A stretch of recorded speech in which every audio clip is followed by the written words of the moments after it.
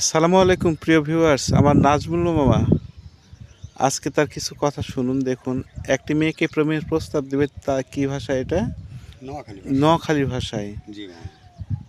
তার তর্জমা করে দেবেন বাংলাতে উনি। জি তো শুনুন কথাটা কি বলে। হ্যাঁ, বলো মামা। আমি মাইয়া গেলে হ্যাঁ প্রস্তাব দিয়েছিলাম মামা, বুঝছেন নি? ইয়ার পরে হাতের কাছে যখন আমি গেছি, হিয়ানে যাইবার হরে দি হিয়ানের মানুষ আরও ধরছে করে আনাকে বাইকও নাই। তো আমি কইলাম বলে বাউরে আর বাই আছে রাজশাহী। দেখছো তুই হলাই গিয়ে রাজশাতে চলে আসছে আঙ্গ বাইক নোয়াখালী। হ্যাঁ হিয়ানে আছে আঙ্গ মাইয়ারে বিয়ে করবে আবার হ্যাঁ প্রস্তাব দেয় এনে।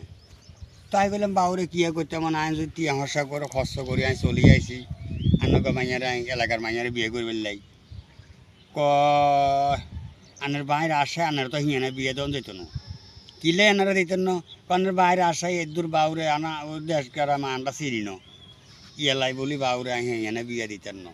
তো আমি কইছি বলে হিয়ানে বিয়ে করবো আর কপালে যা আছে কপালে যা আছে তাই হইব, বুঝছেন না মামা? এবার মামা বাংলাটা বলেন তো, যতটুকু বললেন না মানে আমি বাংলাটা। গেছিল ওখানে বলছিলাম যে আমি ওখানে নোয়াখালী যখন গেছি তখন ওদেরকে আমি বললাম যে আমি আপনার মেয়েকে আমি ভালোবাসি, আমি ওকে আমি বিয়ে করতে চাই।